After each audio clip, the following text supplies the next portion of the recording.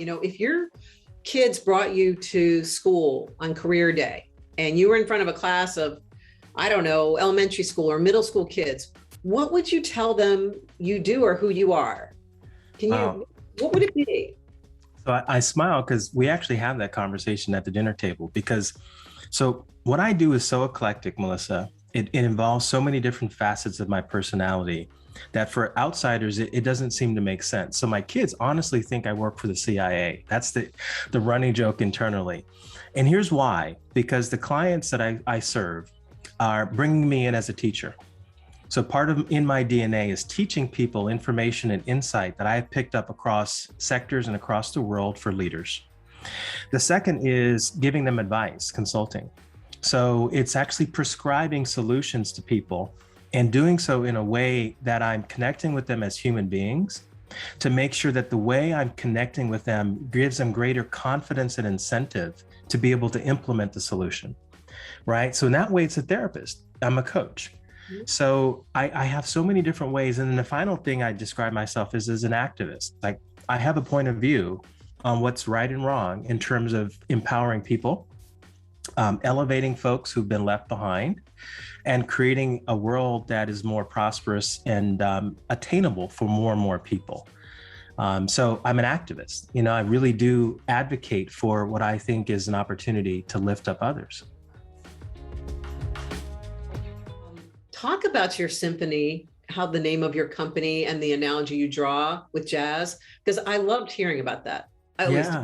So the company's called Symphonic Strategies, founded in 2004, and it uses the metaphor of music, specifically jazz, to talk about leadership in life.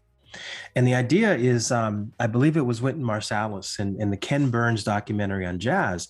There's a quote where he talks about jazz is the best way to understand America, because jazz musicians have to negotiate their agendas as they're performing. And the negotiation of those agendas is the product, is jazz. And it's a beautiful metaphor for what we're facing in the world today. In some cases, there's no conductor. And we're each playing our own tune with our own agendas. And the performance, I think, of the greater audience, which I would say would be our children, they're listening to this noise and thinking, what the hell is wrong with these adults? And so at the end of the day, Symphonic Strategies uses that metaphor to talk about a mindset and a series of behaviors as leaders. Improvisation, being able to be thinking deeply about you're performing in response to the other person, setting the environment for us to really jam together, to create beautiful music. And the key is putting the parts together in a way that's harmonious. That takes effort. So that's where the notion of the company's name comes from. I love it. I love it. Very cool. I mean, you just made my mind go lots of places, because I have to say, I didn't initially understand jazz, and my husband's a musician and he's taken me to listen, and everything you talked about, that ability to let go of your ego and connect with somebody else by just hearing what they're playing and weaving your sound in, or making it sound, as you said, harmonious, rather than dominating and banging my drum and being out of rhythm. And it's not pretty for anyone. Yeah. And I don't want to wait for the conductor to tell me to come in. Like, if I'm feeling moved and engaged and inspired, I want to contribute. And that's the key. Symphonic Strategies is about creating the conditions for people to contribute at higher levels, period.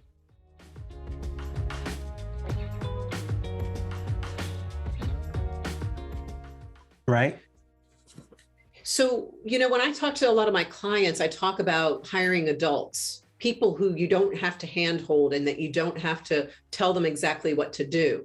And as we know from different generations, some generations want to be told exactly what to do. But what I hear you saying is that you're empowering people to feel confident in themselves and to trust themselves, that they don't need the leader to tap them on the shoulder and say, this is your task, that they're going to step up and see it. Isn't that what I'm hearing?